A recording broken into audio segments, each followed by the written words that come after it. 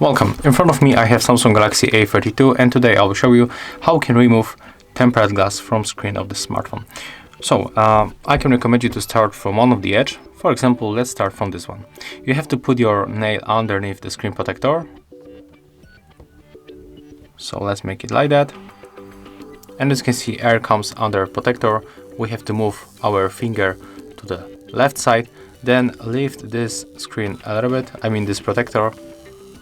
Do it slowly, don't break hard. Don't break tempered glass. And as you can see, after a few moments, the tempered glass is removed from our phone. And you can use another one or just use your phone without the protector, but of course I can recommend you to use another one if this one was just broken or something like that. And if you find this video helpful, remember to leave a like, comment and subscribe to our channel.